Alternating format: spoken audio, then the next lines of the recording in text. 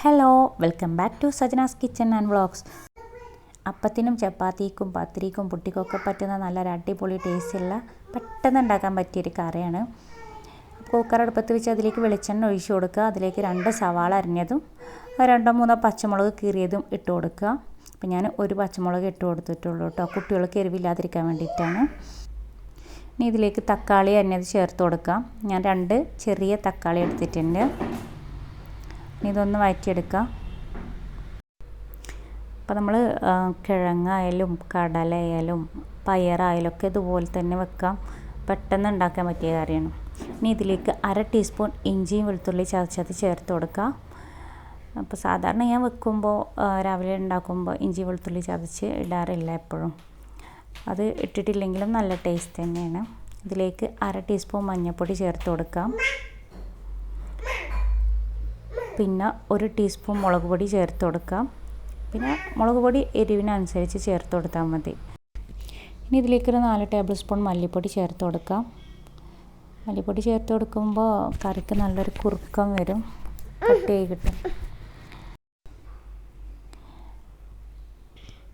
ഇനി ഇത് ഒന്ന് വഴറ്റി കൊടുക്കാം. അപ്പം മസാലേൻ്റെ ഒരു പച്ചമണം പോകാൻ വേണ്ടിയിട്ട് ജസ്റ്റ് ഒന്ന് വഴറ്റി കൊടുത്താൽ മതി. തീ ഉറച്ച് വെച്ച് വഴറ്റാം. വേണമെങ്കിൽ ഒരു 1/2 ടീസ്പൂൺ കുരുമുളക് പൊടി ചേർത്ത് കൊടുക്കാം. ഞാൻ ചേർത്ത് കൊടുക്കുന്നില്ല, കുട്ടികൾക്ക് എരിവ് കൂടണ്ട വിചാരിച്ചിട്ടാണ്. ഇനി ഇതിലേക്ക് 2 കപ്പ് വെള്ളം ഒഴിച്ച് കൊടുക്കുന്നുണ്ട്. പുട്ടൊക്കെ ആകുമ്പോൾ, പുട്ടും പത്തിരിയൊക്കെ ആകുമ്പോൾ നമുക്ക് കറി ആവശ്യമാണല്ലോ. അപ്പം ചപ്പാത്തിയൊക്കെ ആണെങ്കിൽ അത്ര കറി ആവശ്യമില്ല. ഇനി ഇതിലേക്ക് 1 കിഴങ്ങ് തൊലി കളഞ്ഞ് കട്ട് ചെയ്തിട്ട് ചേർത്ത് കൊടുക്കാം. പിന്നെ നമ്മൾ പയറൊക്കെ വെന്ത് വരുമ്പോഴേക്കും കറി നന്നായിട്ട് കുറുകി വരും. ഇതിലേക്ക് പയർ നന്നായിട്ട് കഴുകി വൃത്തിയാക്കി അത് ചേർത്ത് കൊടുക്കാം. അപ്പം ഞാൻ രാത്രി കിടക്കുമ്പോൾ തന്നെ പയർ വെള്ളത്തിൽ കുതിർത്ത് വെച്ചിട്ടുണ്ടായിരുന്നു. അപ്പോൾ പിന്നെ രാവിലെ നമുക്ക് ഇതിലിട്ട് കഴിഞ്ഞാൽ പെട്ടെന്ന് തന്നെ വെന്ത് കിട്ടും. ഒരു 3-4 വിസിലടിച്ചാൽ മതി. ഇനി വെള്ളത്തിൽ കുതിർത്ത് വെച്ചിട്ടില്ലെങ്കിലും കുഴപ്പമൊന്നുമില്ല. രാവിലെ നമ്മൾ അത് നന്നായിട്ട് കഴുകി ഇതിലിട്ട് കൊടുത്താൽ മതി. കുറച്ച് കൂടുതൽ വെള്ളം വെക്കുക, എന്നിട്ട് ഒരു 4 വിസിലും കൂടെ അധികം അടുപ്പിക്കുക.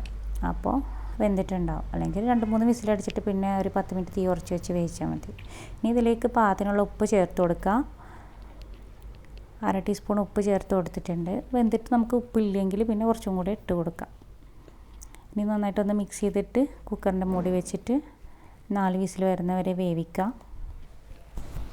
ഇനി ആവിയൊക്കെ പോയ ശേഷം നമുക്കിത് തുറന്ന് നോക്കാം. അപ്പോൾ ഇതാ നമ്മുടെ പയർ കറി ഇവിടെ റെഡി ആയി കഴിഞ്ഞു.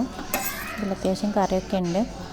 ഇത് ഒന്നും കൂടെ നമുക്ക് കുറുകണമെന്നുണ്ടെങ്കിൽ 2 വിസിലും കൂടെ ഒന്ന് അടുപ്പിച്ചാൽ മതി, അല്ലെങ്കിൽ കുറച്ച് നേരം ഒന്ന് തിളപ്പിച്ചെടുത്താൽ മതി. പയറൊക്കെ നന്നായിട്ട് വെന്തിട്ടുണ്ട്. അപ്പോൾ പുട്ടിക്കും പത്തിരിക്കൊക്കെ ആണെങ്കിൽ നമുക്കിങ്ങനെ ഇതുപോലെ കറി ആവശ്യമാണ്.